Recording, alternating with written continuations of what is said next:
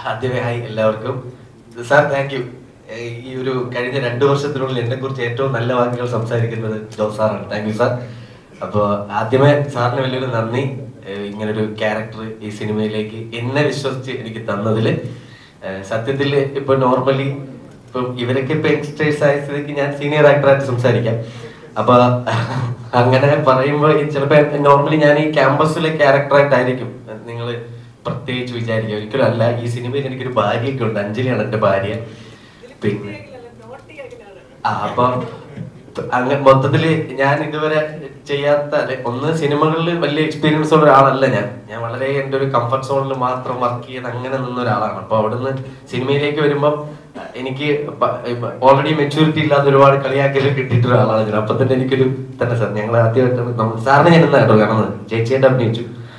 അപ്പൊ അങ്ങനെ ഒരുപാട് കളിയാക്കൽ കിട്ടിയിട്ടുള്ള ആളാണ്. അപ്പൊ എനിക്കൊരു ഭാര്യ, പിന്നെ വളരെ ഇതായിട്ട് അത് 2 അടിച്ചിട്ട് വരുന്ന ക്യാരക്ടർ, അങ്ങനെയൊക്കെയുള്ള ക്യാരക്ടർ എന്റെ കിട്ടുമ്പോൾ ഞാൻ പെട്ടെന്ന് എന്നെ വിശ്വസിച്ച് എന്താണ് സാർ എന്നിൽ കണ്ടതെന്ന് എനിക്ക് അറിയില്ലല്ലോ, പക്ഷെ കുഴപ്പമില്ലാതെ ചെയ്തതാണല്ലേ സാർ.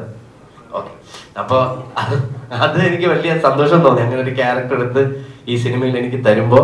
പിന്നെ ഈ സിനിമയിലുള്ള സീനിയർ ആൾക്കാർ മുതൽ ഏറ്റവും ആദ്യമായിട്ട് സിനിമയിൽ അഭിനയിക്കുന്ന അല്ലെങ്കിൽ പുതിയ ആൾക്കാരായ ഞങ്ങൾ ഉൾപ്പെടെ ഇതിൽ അഭിനയിച്ച സപ്പോർട്ടിങ് ആക്ടേഴ്സ് ആയിട്ട് വന്ന ഏതൊരു ആർട്ടിസ്റ്റും നന്നായിട്ട് ഈ പടത്തിൽ എന്തെങ്കിലും അവരുടെ ഒരു നല്ല പെർഫോമൻസ് കൊടുത്തിട്ടുണ്ടെങ്കിൽ അതിൽ ഏറ്റവും മുന്നിൽ പറയേണ്ട ആൾക്കാർ 2 പേരും, ഒന്ന് ജോസ് സാറും ഡയറക്ടർ സാറും നമ്മുടെ പ്രൊഡ്യൂസർ ശശി സാറുമാണ്. കാര്യം അത് ഞാനൊരു ഉദാഹരണ സഹിതം പറഞ്ഞുതരാം എന്തുമാത്രം കൂളായിട്ടാണ് ലൊക്കേഷനിൽ ഒരു ആർട്ടിസ്റ്റിനെ അഭിനയിപ്പിക്കുന്നത് എന്നുള്ളത്. കാര്യം ഒരു മേക്കപ്പ് അസിസ്റ്റന്റ് ഉണ്ടായിരുന്നു നമ്മുടെ ലൊക്കേഷനിൽ.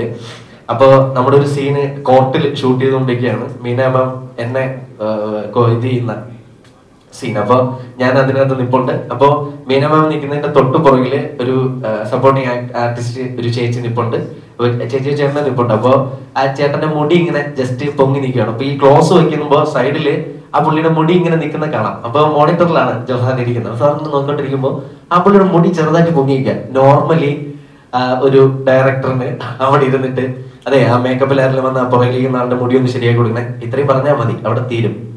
സാർ അവിടെ നിന്ന് എണ്ണീറ്റ് 50 മീറ്റർ നടന്ന് അവിടെ ചെന്ന് അതെ മേക്കപ്പിൽ അസിസ്റ്റന്റ് ആരെങ്കിലും ഉണ്ടോ, അപ്പം സാർ ഇങ്ങനെ വിളിച്ച് മാറ്റി അപ്പുറത്ത് കൊണ്ട് നിർത്തിയിട്ട് അതെ ആ മീന മാമിന്റെ പുറകിൽ നിൽക്കുന്ന ആളിന്റെ മുടി ഉറച്ചു പൊങ്ങി നിപ്പുണ്ട്, അതൊന്ന് കോതി ശരിയാക്കാവോ.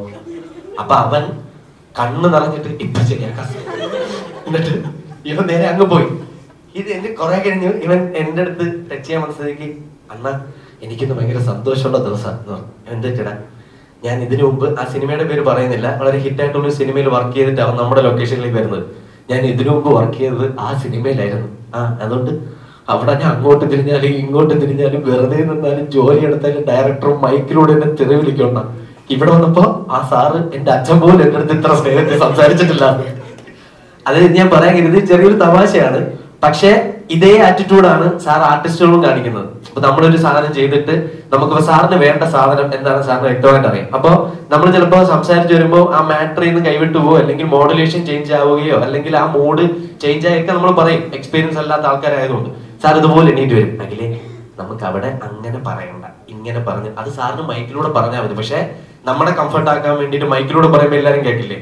അപ്പൊ സ്വാഭാവികമായിട്ട് പുതിയ ആൾക്കാരെ നമുക്ക് എല്ലാവരും നിൽക്കുക അഖിൽ അങ്ങനെയല്ല കേട്ടോ, അതിങ്ങനെ പറയണമെന്ന് പറയുമ്പോൾ നമുക്കൊരു ടെൻഷൻ ഉണ്ടായാലോ എന്ന് വിചാരിച്ചിട്ട് സാറ് വന്ന് അടുത്ത് നിന്ന് പറയും.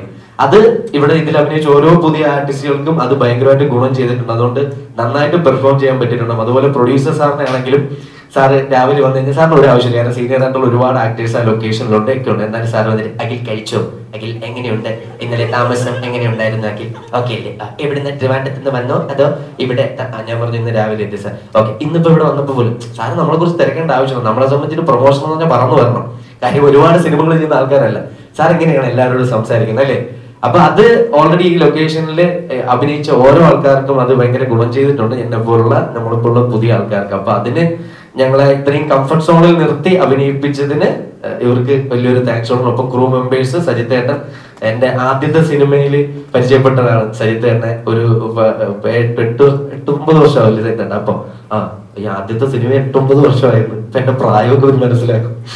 അപ്പോ അങ്ങനെ പരിചയപ്പെട്ടാണ് സജിത്തേട്ടൻ. അപ്പോ അങ്ങനെ ഈ ലൊക്കേഷന് വരുമ്പോൾ തന്നെ പരിചയമുള്ള ഒരുപാട് പേര്, ഒരാളുടെ പേരെടുത്ത് പറയുന്നതിൽ എല്ലാവരും ഇതിന്റെ ക്രൂ മെമ്പേഴ്സ് എല്ലാവരും നമ്മൾ വർഷങ്ങളായിട്ട് വർക്ക് ചെയ്യുന്ന ആൾക്കാരെ പോലെ നമ്മളെ സ്നേഹിച്ച് വർക്ക് ചെയ്താണ്. ഒപ്പം ആ ലൊക്കേഷന് വലിയൊരു ഗുണമുണ്ട്. കാര്യം വയനാടാണ്, അവിടുത്തെ അറ്റ്മോസ്ഫിയർ എങ്ങനെയാണ്, മഴയുണ്ടായിരുന്നു, കുറെ പ്രശ്നങ്ങളുണ്ടായിരുന്നു. അതിന്റെ ഇടയ്ക്കൊക്കെ ഒരു പ്രശ്നമില്ലാതെ പോയത് ഭയങ്കര ഫ്രണ്ട്ലി ആയിട്ടൊരു ലൊക്കേഷൻ ആയതുകൊണ്ടാണ്. കൂടെ അഭിനയിച്ചവരും എല്ലാവരുമായിട്ട്.